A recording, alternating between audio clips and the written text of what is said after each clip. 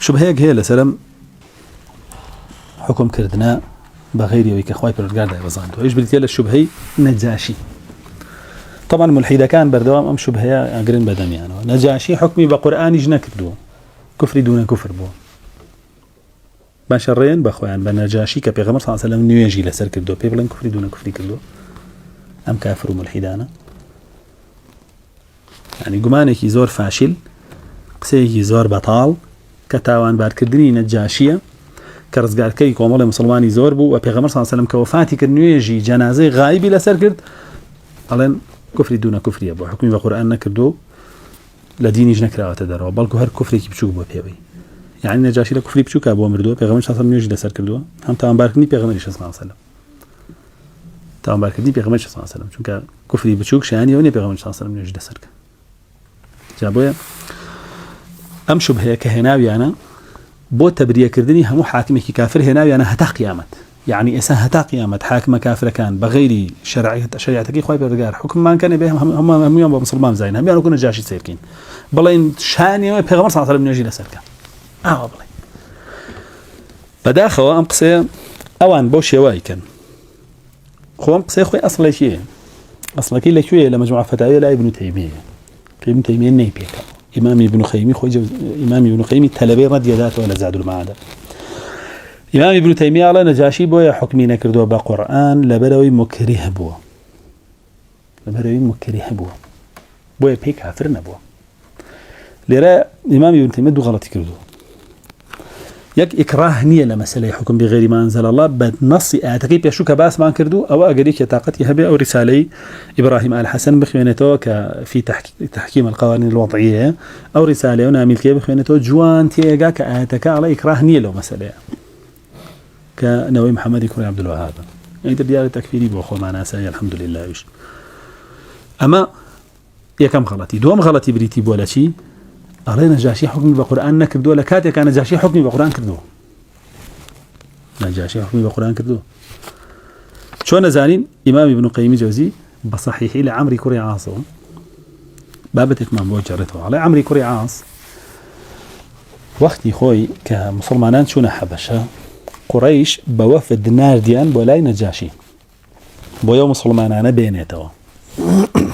أو أبو جعفر كوري أبي طالب وكو دمراسي مسلمان كان لكوبون وكيانا لقلنا جاشي كعمر واستاو جعفر واستاو عمر وتي أمانة خرابكار لا إيما رايان كدوا نجاشي روي كدوا أنتي خرابكتان شيء وتي شين ديني محمد كوتين صلى الله عليه وسلم وتي ديني بيغمر صلى الله عليه وسلم شيء أو أبو جعفر بابردي بوي باسكت شيء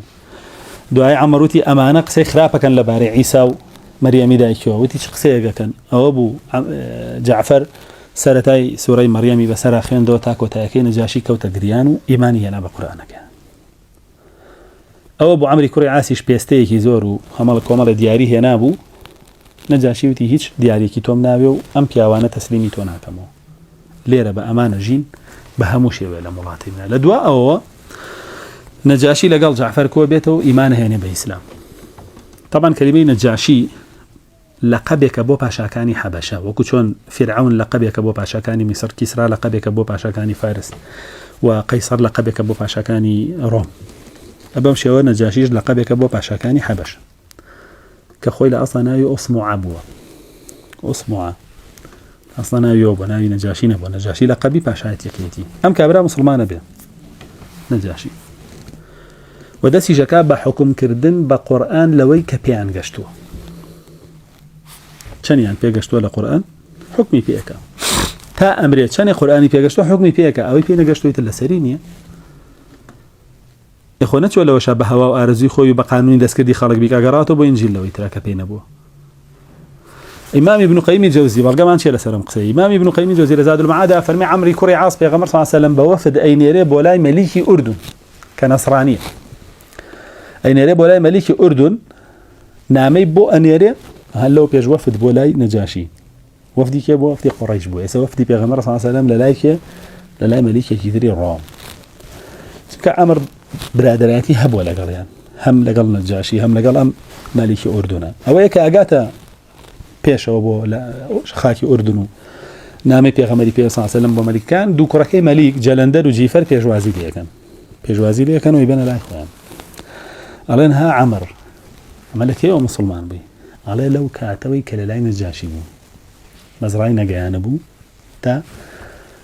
دوای جەنگی خەندەق ئەڵێ لەو کاتەوە کە لە لای نەجاشی بوو مسلمان بوو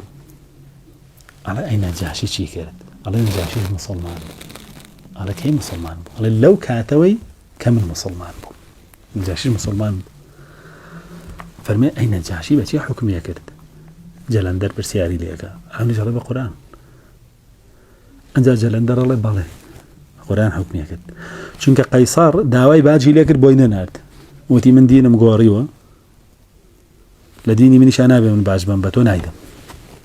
چونکە هەموو وڵاتە نەسرانیەکان کە حەبەشەشێکە بوو لە وڵاتە نەسرانیەکان و کاتە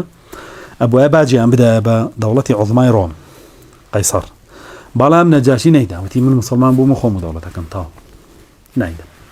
ئەوە بوو قەیسار کە نامەی پێیەگا نەجاشی باج و خەراج نادا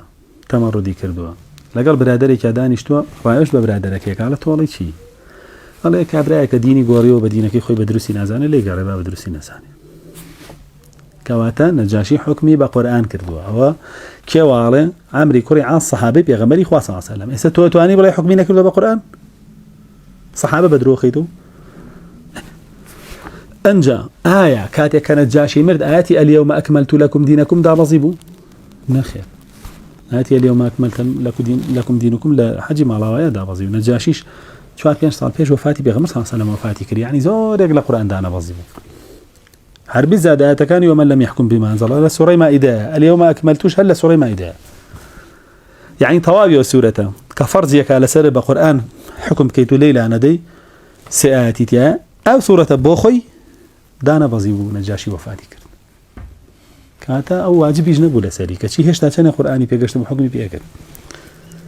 ئەبۆ شێ حکمیەکە کۆمەڵی مسلمانان گەڕانەوە بۆ مەدینە لە دوا ئەوەی کە پێغەمبەر صلی الله علیه و سلم دەرکەوت و جێگیر بوو لە مەدینە لەوێ لە نوێژا قسەیانە کرد لەگەڵ یەکە بۆ چونکە وەختی خۆی لە مەکە کە پێغەمبەریان صلی الله علیه و سلم بەجێهێشت بوو هەروە نوێژیان کرد ئیترەوە پێغەمبەر صلی الله علیه و سلم پێی فەرمووی کاکە نوێژ وان نییە نابێ قسەی تیا بکەی مەنع کراوە ئاگایان دێ نەبوو کە مەنع کراوە هەر بۆ شوێ نوێژیان کردبوو کە هی پێشوو بوو ئایا ئێستا تۆ ئەڵێ ئەم نوێژەی پێشویان قبوڵ نەبووە با قبوڵ بووە چونکە هەروە نەیانزانیوە ئێنە جاشیش حکومەکەی چەندێکی پێگەشت و هەر بۆ کردوێتی کەواتە حکم بە قورئان کردو قبوڵیش بووە جا بۆیە ئەم شوبهەیە بە هیچ شێوەیە داخلی و بابەتە نابێ کاوان هێناوێن بەڵکو بەڵگەیە لەسەر خۆیان کە نەجاشی لە شوێنێکی شابوو لە دارێک ئابووداری تەخەتوف و نەبوونی ئەمان بوو کە لە هەر دەقەنادەقێکا ڕۆم بۆی هەبوو بابەسەریە